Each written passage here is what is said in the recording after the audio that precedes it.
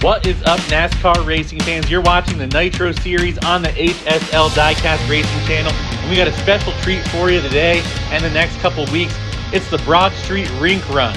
That is right. The NITTRO Series cars will be racing down Broad Street in Philadelphia to the Xfinity Arena. It used to be called the Wells Fargo Center for the longest time, to celebrate the Philadelphia Flyers. This track is inspired by Portillo Diecast Racing, who has ramps, and 905 Diecast, who has a hole in the ground. So the cars are much more likely to become airborne than they would at a typical NITTRO Series track. So the rules are a little bit different from your typical NASCAR NITTRO Series event. Flipping is not automatically a DNF. Cars that cross the finish line on their wheels are still given priority over the cars that cross on their roofs. Cars that finish the lap but stay on their wheels start in the back, and cars that don't finish the lap and land on their side or roof, that's a DNF no matter where you flip, as are cars that cross the line but flip outside of the orange zone. And we're going to show you the special Racing on Ice rule package in action with our first qualifying segment. The first two finishers are automatically locked in the race. Fourth place automatically DNQs. In this case, it was Ross Chastain. His season is more than likely over, depending on who else qualifies and where they finish. Third place gets to race in the last chance races. There's going to be 16 segments of cars. The top 64 drivers in points are going to be attempting this event. This one, Skeeter Davis, is flying away with it. Looks like it's Jimmy that's not going to make it in. Two guys that won races last year. Jimmy in a different car, but he just got a top 10 in the mods race to DNQing here. Now it's time for lap number 3 in this first round of 16. Baby Richie is starting first. Up on the screen, you'll see the positions for the stocks. What's first, second, third, and fourth. And Ricky Craven being the only driver to finish on his roof. That's technically a DNQ because that's fourth place. If this were the race, he would not be out of the race. It's just a fourth place finish. And up next, Morgan Shepherd has got to be the favorite here, starting on the inside. Lord Shank as well has a race win, but it's Sterling Marlin ends up fourth because no one else flips. Lord Shank locks himself in a decent starting spot. And now it's Tristan with the advantage of that second lane. Next to him is Texas Terry. They got to be the favorites in this segment. Martin Truex Jr. hasn't shown much speed this year. Neither has Kyle Larson. And now the gates are down. Tristan Racewelski with a slight lead heading towards the bottom of the track. A razor-thin margin for second. Tristan somersaults. Martin Truex Jr. takes the segment. Tristan battles back for second place. And it's Kyle Larson, the odd man out.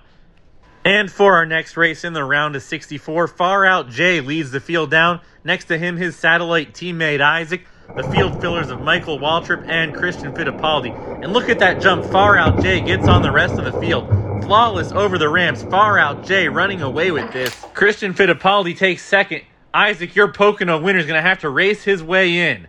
And let's see what Isaac's teammate Richie can do.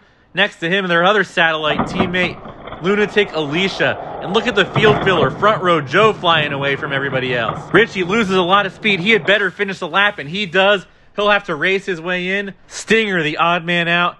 And up next, we have Jimbo Rockford in the 11. Next to him, Sawyer in the 00. The field fillers of Bubba Wallace and Alan Kulwicki. Bubba, the only field filler to get a top 5 so far. It's going to be Sawyer that wins it, Bubba that bins it, and Jimbo Rockford is going to have to race his way in. And now, can you believe we're already on race number 10 out of 16 in the round of 64?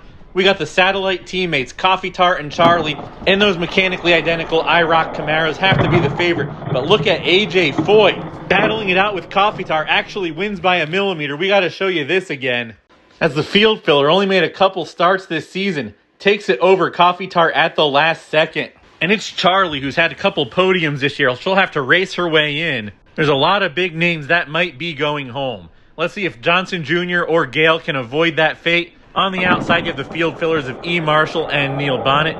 Johnson Jr. and Gale running away from the field. Gale on her roof, just barely crossed the line before Neil Bonnet. Another big name that's going to have to race her way in. And let's see if her teammate Russ can avoid that fate. He's up against Rusty Wallace, Kaz Gralla, and Tony Stewart. And it's Rusty Wallace and Kaz Gralla running away from the field. Wallace and Smoke take first and second. Russ moves up to third. Kaz Gralla, the only driver to finish the race on his roof, is going to be credited for fourth place. Now let's see if N-Count, similar casting to Kaz Gralla, can get himself a better result than that. Emerson from Mark D's satellite team, the Gimpy Gang, is starting second, while Rowdy Bush and Mopar Mac make up the field. And as expected, N-Count flies away with that one. He's looking smooth as butter. Emerson's going to have to race his way in. And coming up next are a pair of his teammates / satellite teammates, Crazy Ruby and Margot. Also in this segment, Ricky Rudd in the 10 and Lake Speed in the number 66. And look at Ricky Rudd. Takes command of this segment as everyone starts going sideways behind him. Margot takes second place, and Crazy Ruby will have to race her way in. And now we got just 2 races to go in the round of 16. On the pole for this one is Gator McCluskey. Next to him, Vinny Oons Nightlife, trying to get his last bit of redemption here. And Vinny Nightlife is going to miss the race as the only driver to flip during that segment. The Joker car gets third. He'll have to race his way in. It's the first time you've seen him for a while. And this is your last segment in the round of 16. The only non-field filler is Pantone, but it's Robbie Gordon in the number 7 that takes the checkered flag. And now it's time for the drivers that finished second in those races to race against each other to see where they're going to draw. And this race right here is going to determine whether you start in the teens or in the 30s. And the gates are on. Look at that aggressive move by the Joker, pushing Christian Fittipaldi off the track, trying to gain some position. Doesn't really work out for him as the 98 of Paul Menard takes that first segment. And now it's time for race number 2. Tyler Bloodfish and Jeff Fuller starting first and second.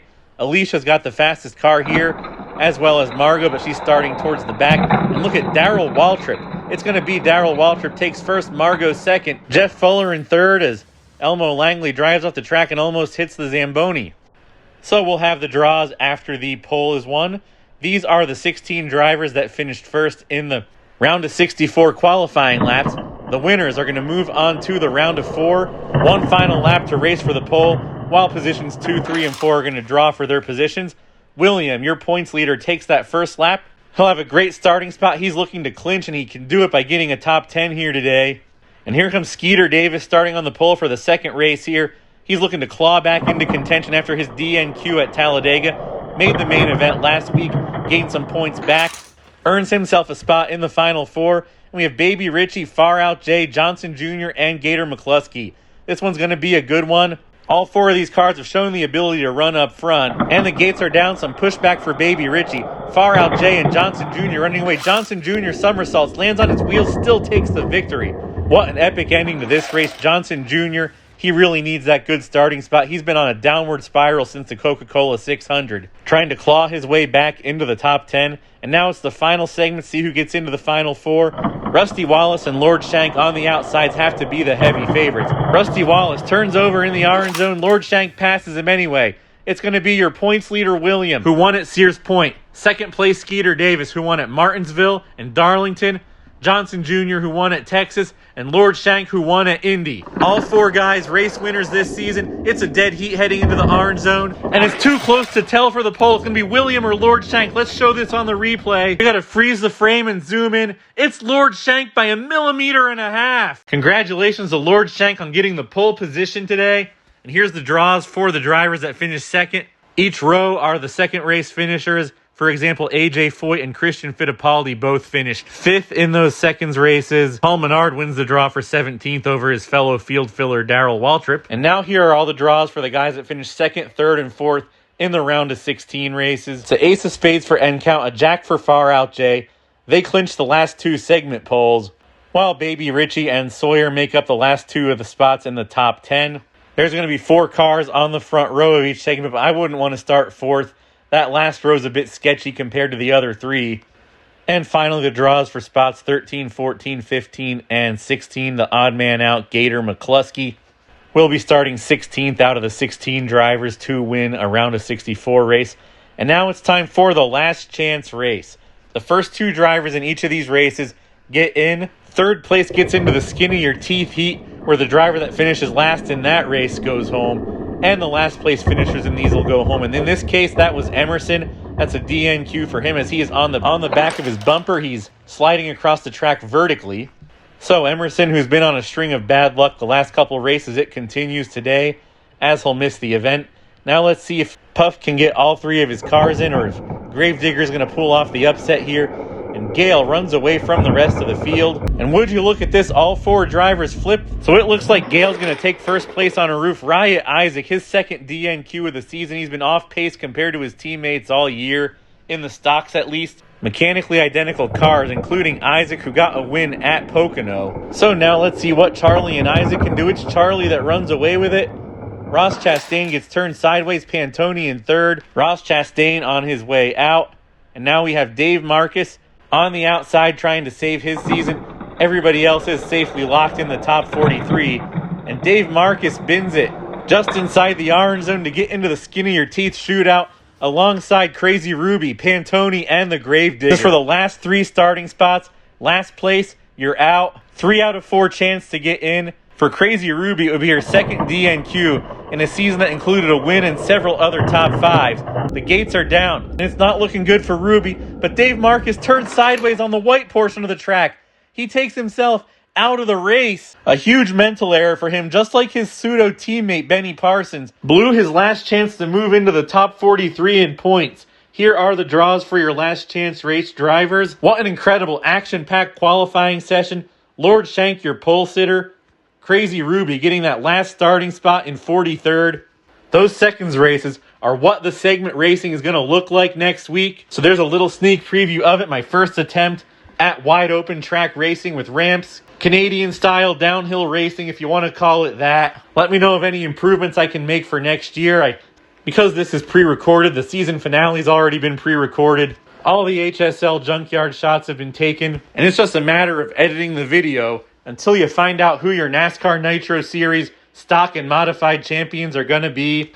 Plus the HSL awards I'll be announcing at the end of the series finales. That'll be cool. And if you want to see your cars on my channel for 2026, make sure you send them to HSL Diecast, P.O. Box 7, Wind Gap, Pennsylvania 18091. It's a 70-gram weight limit for next year. The Fox Body Mustang is still banned. The number 666 is still banned. The full rules package is going to be on redlinederby.com within the next week or so. Like, comment, subscribe. We'll see you out there on the track.